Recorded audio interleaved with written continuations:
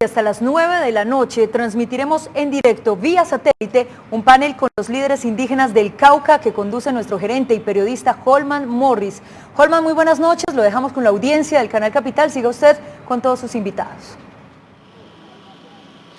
Muy buenas noches, Beatriz, y en efecto transmitimos en directo desde Toribío, aquí en el norte del Cauca, municipio que se ha convertido en la noticia de estas últimas semanas por la guerra, pero también tenemos que decirlo, por una propuesta de resistencia civil a esa guerra. Toribío, este municipio donde estamos en esta transmisión especial de Canal Capital, hacia los finales de los años 90 fue Premio Nacional de Paz, y después, posteriormente, la Guardia Indígena también sería Premio Nacional de Paz por algo básico que los indígenas y los líderes de esta comunidad repiten todos los días: resistencia civil y la guerra. Y precisamente son dos líderes de esta comunidad los que me acompañan en la noche de hoy.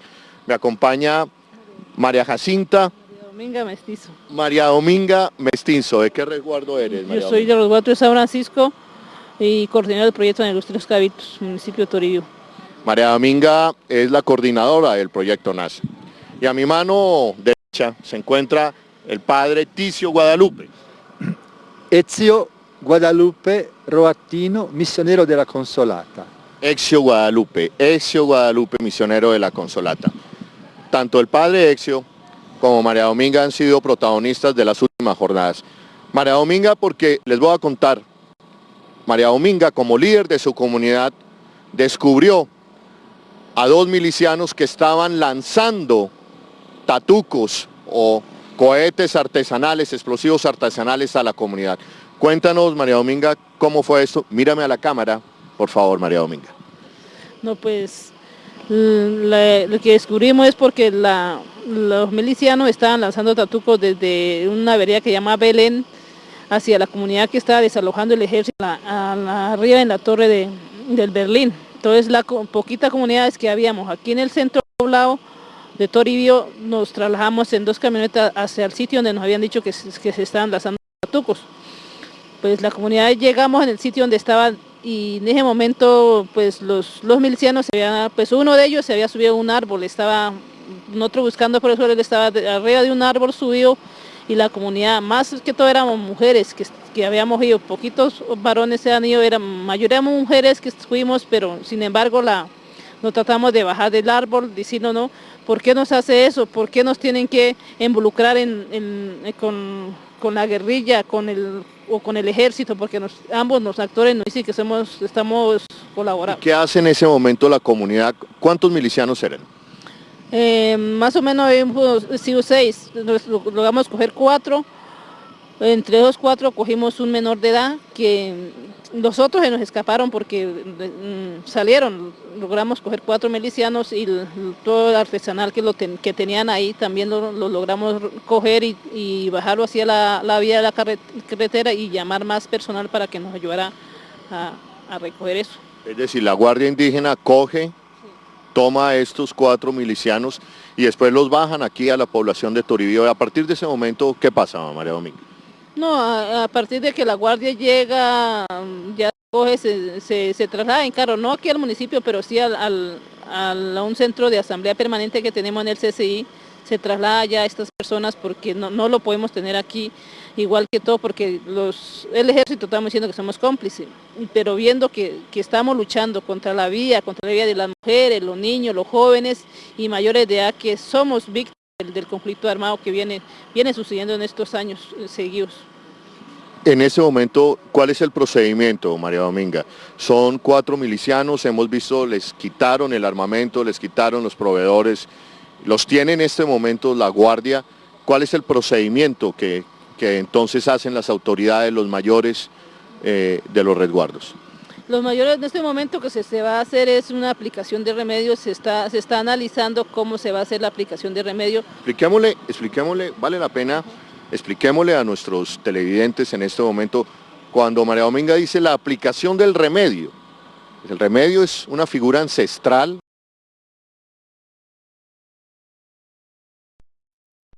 El remedio consiste de que nosotros en nuestro territorio ancestralmente aplicamos, dice, para que la gente lo entienda, el fuete, aplicamos el fuete con curado con plantas medicinales que se hace, entonces eso ya los médicos dicen hay que hacerlo, entonces nosotros lo que se dice es lo hacemos lo que dicen los mayores y lo hacen las autoridades tradicionales que existen en el territorio, para que no sea, nosotros tenemos fuero indígena, como fuero indígena tenemos también autoridad y como se dice, somos también autoridades tradicionales. Ok, entonces la aplicación del juete es el remedio y también viene la armonización. ¿En qué consiste la armonización, María Dominga? La armonización consiste en que cuando se juetea o se aplica el remedio es para que las personas no salgan con rabia, que se acojan a la comunidad y que se armonicen y no sigan cometiendo errores como lo siguen cometiendo.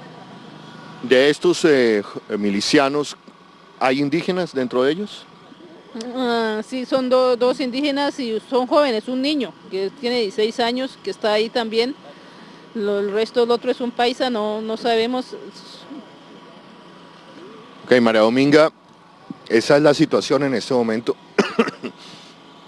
Ellos dicen, bueno, es contra todos los actores armados. Vimos una acción, digamos, de enfrentamiento a la fuerza pública, pero también en las últimas horas se produce esta acción contra milicianos de las FARC, como bien lo dijo María Dominga. Vamos a hablar en este momento. Muchísimas gracias, María Dominga, por acompañarnos. Sé que en este momento siguen en Asamblea General decidiendo qué es lo que van a hacer con estos milicianos. Muchísimas gracias por acompañarnos en Canal Capital. Gracias a ustedes por escucharnos. Bueno, María Dominga, ahora me quedo con el padre Ezio Guadalupe, de la comunidad de los Consolata. En las últimas horas, el Cerro Berlín, que está enfrente de nosotros, fue el centro de una nueva confrontación entre la Guardia Indígena y la Fuerza Armada. La Guardia, la comunidad indígena de Toribío, había llegado allí a ocupar ese sitio y en la madrugada de ayer entró el escuadrón antimotines, el ESMAD, se lanzaron gases y la comunidad, la Guardia Indígena, fue sacada de ese territorio. Allí se encontraba el padre Ezio. Yo le quiero pedir el favor al padre Ezio que nos cuente qué vio y qué sintió en esos momentos. Gracias la oportunidad de comunicarnos con gente de lejos y de cerca. Déjeme comenzar con una palabra de Jesús, del cual soy ministro, estoy aquí a Toribío desde muchos años, antes en otro territorio indígena donde viven los Nasa. Me trajo aquí en el 82, 30 años, el padre Álvaro Ulcue Chocue, que fue párroco aquí de esta parroquia, de esta iglesia, donde anunciaba la buena noticia, y fue asesinado en términos de la fe, martirizado, el 10 de noviembre de 1984 por su trabajo de una evangelización inculturada y liberadora. Bien, yo también diría, antes de pasar a las torres, cómo leo el camino de estos años y de estas últimas semanas. ¿Qué pasó el día 8 de julio del 2012? Un tatuco disparado de aquí cerca, Alto del Manzano, alcanza el centro médico, el IPS indígena, y hace destrozo de la coordinadora Elena Briceño, de las enfermeras, y también hiere gravemente, es siempre una herida grave, aunque no sea mortal, a las demás enfermeras y a un joven. En este momento sale un grito aquí de este centro donde estaba golpeada Elena Briceño. ¿Cuál es el grito? Ayúdenme, ayúdenme, no me dejen morir, que se traduce como no me dejen matar. Y aquí a poca distancia estaba la Asamblea Permanente Indígena, con a frente el gobernador del resguardo de Toribio. Cuando supieron esta noticia hubo un levantamiento.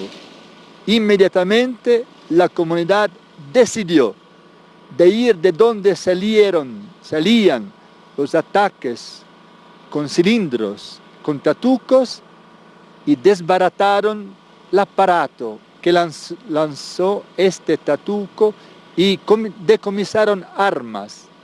Así comenzó, hermanos y hermanas, comenzó este levantamiento. De aquel momento en Toribio la guerra, no digo que terminó, pero sí se suspendió. Fue por un grito de una trabajadora costeña que está aquí en esta comunidad, en nombre de Toribio y de Colombia, habla: ayúdennos, Colombia, ayúdennos, hermanos, ayúdenos, no nos dejen matar. Así es el inicio de este camino. Yo he escuchado personas, también transmisiones de los medios de comunicación, que para mí realmente no dicen la verdad. Hubo algún error en todo esto que se estaba desarrollando. Y siempre puede acontecer que un pueblo de La Paz tenga alguno de los habitantes, ¿no?, de un territorio, o de los que tienen una identidad indígena, se reconocen, que no cumple realmente lo que tiene que hacer. Pero yo me rebelo por el amor a la verdad a decir que el pueblo Nasa es un pueblo que está contra la Constitución, es un pueblo que está contra el Estado, es un pueblo, y me refiero también ayer, que está atacando fuera de la legalidad, cuando fuera de la legalidad yo he visto con mis ojos, yo he escuchado que estaban los soldados de los antimotines. Creo que Colombia tiene que ser reconociente al pueblo Nasa, no lo digo como una cosa así un poco al aire, lo digo pensándolo dos veces. Gracias a este levantamiento se rescató un llamado grande de la Constitución, que yo cito con el primer artículo de la Constitución de Colombia, que dice: Colombia es un Estado social de derecho, organizado como república unitaria, que tiene como fundamento el respeto a la dignidad humana. Gracias, Toribio, de parte también de mis pueblos de Europa, para dar un ejemplo de una resistencia civil. Usted dice, padre, que usted rechaza, digamos, esa estigmatización. Lo escuchamos en la mañana de hoy decir que no compartía y que se alejaba y rechazaba enfáticamente el hecho que hubieran llamado a los indígenas Nasa terroristas. Absolutamente indignado porque una traición a la verdad. Y quiero decir que no, yo siempre leí y leo esto, esta insurrección no violenta de la dignidad contra la muerte, contra el destrozo humano. Esta Elena Briceño se quedó viva pero herida, sufriente, con llagas que dicen una memoria que tiene que ser registrada como obra de Colombia y como un camino para el futuro. No es ninguna pelea contra el Estado. El Estado social de derecho ha sido fortalecido por esta insurgencia no violenta. La gente no quiere que salga el Estado, quiere que el Estado sea Estado. La gente quiere que salgan los actores de la guerra. Es la guerra que mata. Bendita la paz, pero maldita la guerra. No maldita la gente que lleva las armas, llamada todavía a un cambio de mentalidad, a un cambio de proyecto para que llegue este tiempo de la paz, que no es una utopía escrita en una Biblia o escrita en una constitución, escrita en el fondo de la conciencia humana. Somos hermanos, decía Dios a su tiempo a Caín, ¿dónde está tu hermano Abel? Su sangre grita, la sangre de Toribio, de Colombia, grita. Padre, usted que ha convivido con esta comunidad, que conoce todo ese proceso, que está aquí por invitación de ese personaje, de ese líder de estas tierras de Álvaro Urqué, ¿cómo le explica a la gente que nos está viendo en Bogotá, en Medellín, que está en las ciudades, que aquí lo que hubo fue, hay resistencia civil? ¿Cómo se le explica la actitud de la Guardia retirando a los soldados? ¿Cómo les explica usted eso, padre? Esta propuesta realmente de la paz marca el 9 de julio del 2011, cuando una chiva bomba maldita, porque llevaba la muerte en sus entrañas, explota, mata, hiere, destruye, traumatiza niños, jóvenes. Allá salió en nombre de todos los cabildos del norte del Cauca una decisión. Somos un pueblo de paz, pero no queremos leerla en la Constitución, queremos que se viva en nuestro territorio. Tenemos una tradición, tenemos una historia. No vamos a homologar la guerra, no podemos.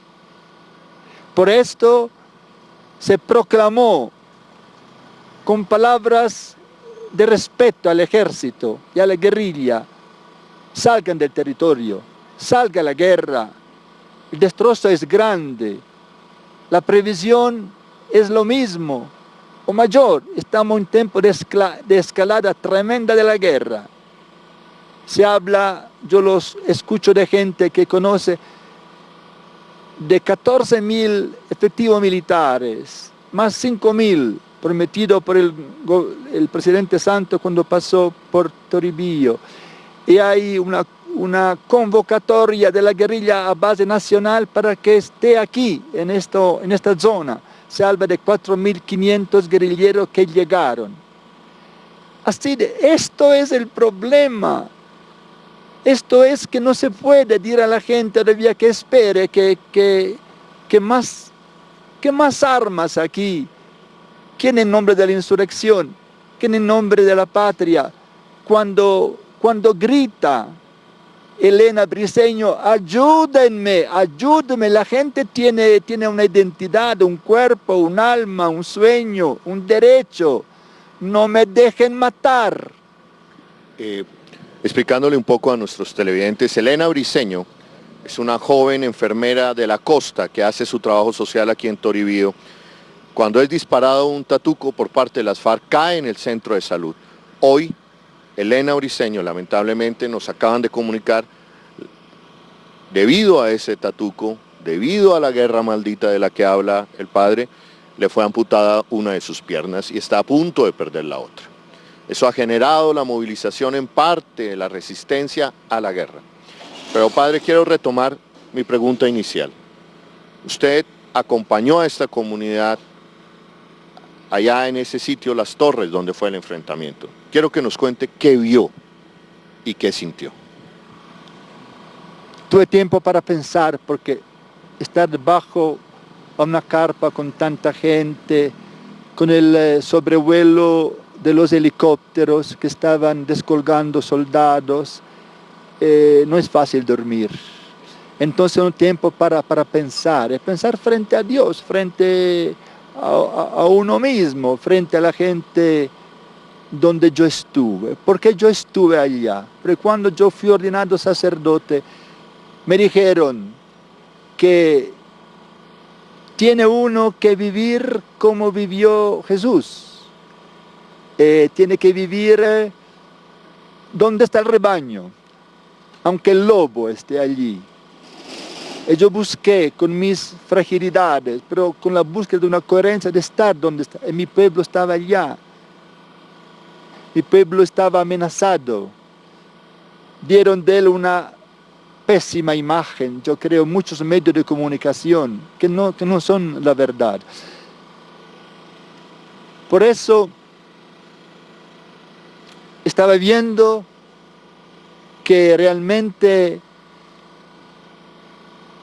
o preguntándome si yo me equivoqué, desde 30 años que me encontré con el pueblo Nasa, o no me equivoqué, cuando el padre Álvaro Uruguay me había invitado. Y salgo de esta experiencia de una noche, un día, con la acción de gracias por estar con el pueblo Nasa. Lo reconocí como un pueblo que tiene el derecho de vivir en su tierra, de protestar, de gritar y de poner también un capital de sangre y de sufrimiento de estos años. Así que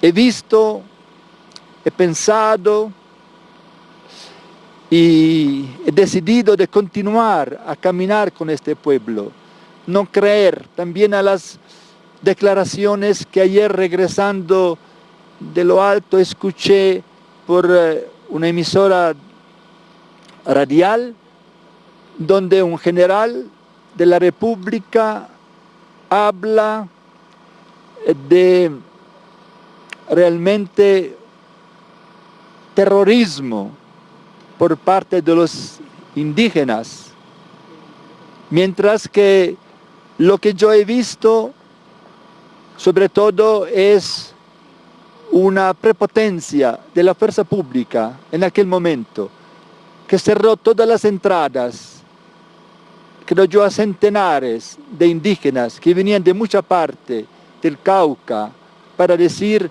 que no tenían armas en la mano, sino un grito del tiempo pasado, de este tiempo, defendiendo a los niños. He visto soprusos por parte de la fuerza pública, gente que llegaba allá donde habían los enfermeros para curarse de las heridas,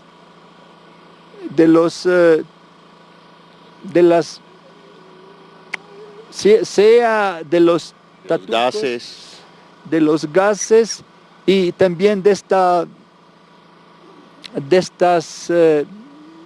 bombas que tiran también. Entonces he visto, escuchado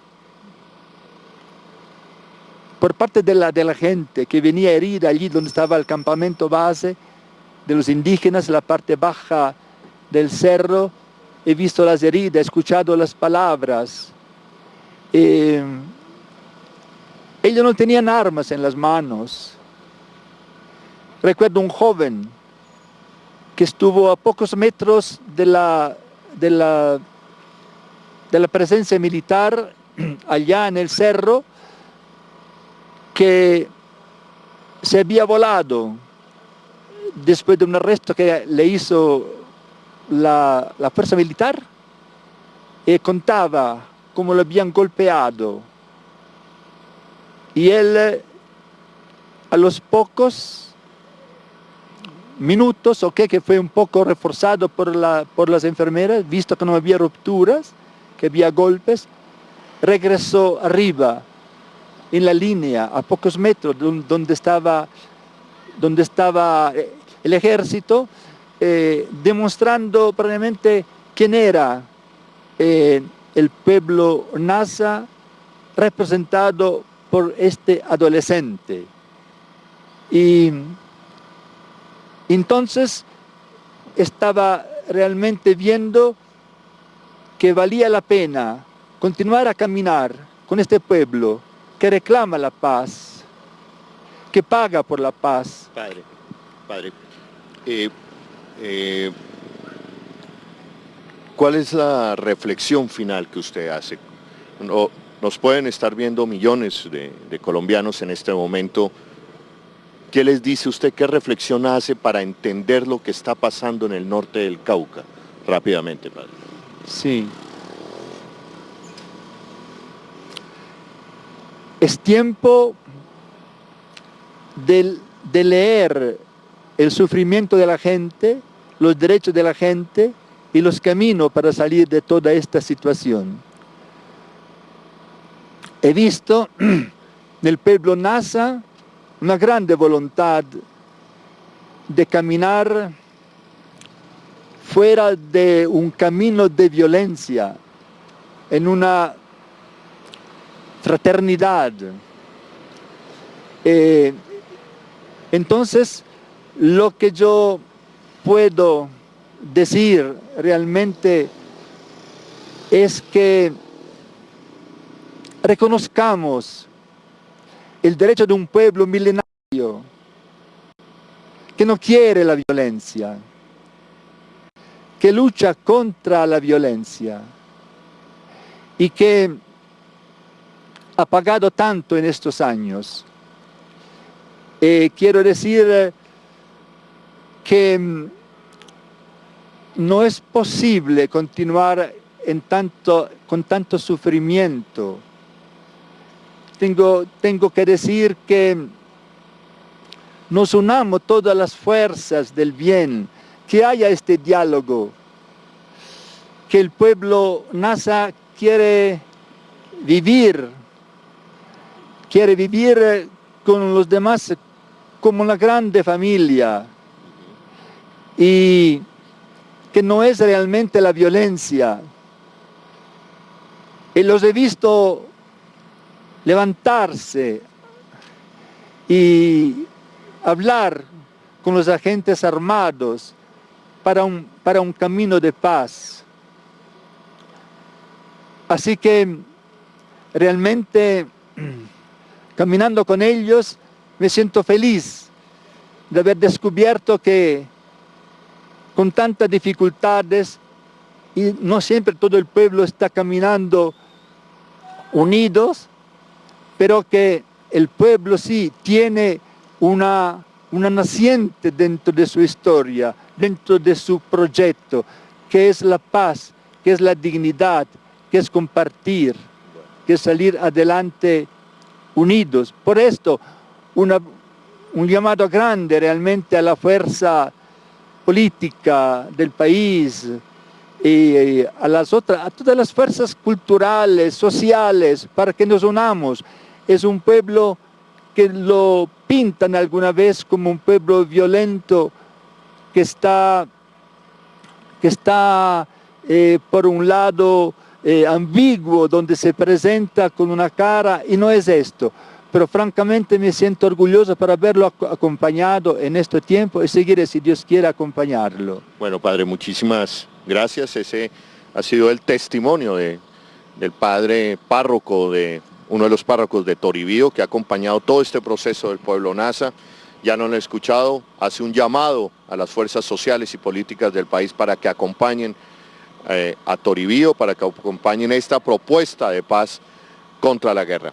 Y también ha llegado aquí hasta este pequeño set improvisado de Canal Capital en esta transmisión desde Toribío, aquí en el norte del Cauca, Arquímedes Bitonás, quien fuera alcalde de Toribío para el año 2005, precisamente para las fechas en que otro de los grandes ataques que se ha llevado contra esta comunidad se llevará a cabo por esa época del año 2005. Arquímedes, muy buenas noches, bienvenido aquí al micrófono de Canal Capital. ¿Qué ha cambiado desde el 2005 a la fecha? ¿Qué ha cambiado aquí en Toribío? Bueno, en cuestión del conflicto armado no ha cambiado mayor cosa. Por el contrario, se han agudizado los problemas aquí en el área urbana y también el área rural. Las viviendas destruidas en aquel tiempo todavía están destruidas. Las familias del área urbana siguen todavía desplazadas. Los niños todavía sienten la afección de la guerra. Por el contrario, cada día más vemos que se agudiza este conflicto. Yo creo que esto ha hecho de que la población toribiana se levante ya cansada del conflicto, de la guerra, porque en este parque que ahorita estamos sentados, aquí no pueden salir nuestros hijos a jugar los días sábados, los días de mercado o las tardes libres. Todo eso sobra, todo es dificultad, mantenemos los niños encerrados. Se ha vuelto una situación bastante complicada porque de los cerros que están aquí cerca caen balas a cualquier hora del día o de la noche o día de mercado sin interesar quién hay aquí en esta plaza. Es una situación bastante complicada. Yo creo que aquí los toribianos, los que vivimos aquí, gente con mucho tesón, puesto que hemos decidido no abandonar estos territorios, pero fuera otro lugar esto había quedado vacío para que los actores del conflicto se enfrenten a su manera. Arquímedes, hoy en Asamblea General, aquí a unos cuantos metros en lo que se denomina la Universidad Indígena de Toribío, se hicieron dos llamados importantes. Uno, al presidente de la República, Juan Manuel Santos, para que viniera a Toribío, y otro llamado, una carta contundente, dura, denunciando lo que la comunidad NASA llama los crímenes de guerra por parte de las FARC, una carta dirigida al comandante de las FARC, Timochenko. Háblenos un poco de esta propuesta del presidente y estas denuncias sobre el tema de las FARC. Sí, esto tiene que ver con un punto de los 10 que se ha enviado al presidente de la República, diciendo que estamos dispuestos a defender la vida de todas las comunidades aquí. Y defender la vida significa que, en primer lugar, comencemos un diálogo entre las partes, un diálogo en el gobierno nacional, al cual se le envió un documento, enviaron las autoridades indígenas, y un diálogo con las guerrillas de las FARC. Nosotros estamos convencidos que la paz comienza por el diálogo. La confrontación militar no lleva muy lejos. Eso que comiencen a hablar los fusiles en vez de hablar las personas, las comunidades, eso no nos conduce a la paz ni a la tranquilidad. Entonces es uno de los primeros llamados que se hace y yo creo que el asunto ha comenzado por buen camino. Ayer, en cabeza del doctor Bruno Moro y una comisión de autoridades indígenas en Santander de Quilichao, se reunieron y lograron por lo menos que hayan unos voceros, tanto del gobierno nacional como de las comunidades indígenas, en la que expresaron la voluntad de diálogo sobre varios temas que las comunidades indígenas han puesto sobre la mesa, tanto para el gobierno nacional como para la guerrilla de las FARC, para que comencemos nosotros un proceso de paz y de tranquilidad en estos territorios. ¿Cuándo esperan ustedes esperan que venga el presidente de la República? Tenemos entendido que hoy hubo una reunión con delegados del Ministerio del Interior, con delegados de la Presidencia. ¿Podemos saber conclusiones de esta reunión, Arquímedes? Bueno, todavía no hay conclusiones porque por ahora solamente es un acercamiento ya de parte, poner voluntades de ambas partes y que comencemos nosotros a hacer una agenda. Estamos nosotros a la espera de que el gobierno nacional construya una comisión y por parte de los indígenas ya hay una comisión de unas 8 personas encargadas para estos temas y estamos a la espera de la comisión que conforme el gobierno nacional en cabeza de alguien que ellos consideren, y si se hace en cabeza del presidente de la República, mucho mejor, porque los temas previstos son temas directamente que atañen a la presidencia de la República, no son temas de delegaciones porque son temas complejos. Arquímedes, estoy recordando en este momento que precisamente usted en el año 2005 fue secuestrado por las FARC, fue secuestrado a unos cuantos kilómetros de donde estamos. Arquímedes ha sido un líder reconocido por su gente, querido por su gente, y en unas semanas más de 2.000 guardias indígenas entraron al Caguán y rescataron a Arquímedes de ese secuestro. ¿Por qué no recordamos un poco el papel de la Guardia para esos días tristes de su secuestro, Arquímedes? Sí, el papel de la Guardia, desde que se construyó la Guardia Indígena desde hace unos 10 años, ha cumplido un papel fundamental y ha sido como unos actores de paz. Ha sido las personas que han ejercido control territorial en estos lugares y en ese año 2004 yo agradezco mucho a la Guardia Indígena, a las autoridades indígenas que como alcalde hicieron todo lo que estuvo al alcance y yo pude regresar otra vez a mi casa. Eso yo no lo puedo olvidar nunca y hoy lo que se está pidiendo de parte de las comunidades indígenas es que el gobierno nacional reconozca a la Guardia Indígena como los actores de control territorial en los territorios indígenas. Reconocer a la Guardia Indígena significa que el gobierno nacional debe asumirla con recursos económicos. Obviamente que esto hay que planearlo, hay que pensarlo, hay que organizarlo y coordinarlo, pero yo creo que sería una muy buena expresión de parte del gobierno nacional en que comencemos por hablar este tema. La Guardia Indígena hace mucho trabajo, pero es un trabajo que no es remunerado y no tiene los instrumentos necesarios para el ejercicio del control territorial. Por lo tanto, aquí se ha hablado de las fuerzas militares, pero ellos no pueden cumplir esta función porque prácticamente estamos en guerra, en un conflicto, donde las armas generan más violencia y mucho más conflicto. ¿Cómo es eso? Uno escucha a la gente en Bogotá, Arquímedes, y dicen, pero ¿cómo es eso que se enfrentan con unos palos? Primero hay que decir que no son palos, son chontas o bastones que tienen un valor simbólico importante para el pueblo nasa y que son capaces de levantar laboratorios de coca que hay en la zona, que son capaces de quitar, arrebatar a los niños que se ha llevado la insurgencia para reclutarlos. ¿Cómo es posible eso? ¿En dónde está el valor de la Guardia? Bueno, yo creo que en primer lugar la Guardia cuenta con el apoyo de la gran mayoría de las comunidades y la fuerza de la Guardia y la fuerza de las autoridades indígenas está en la fuerza de la mayoría de la comunidad.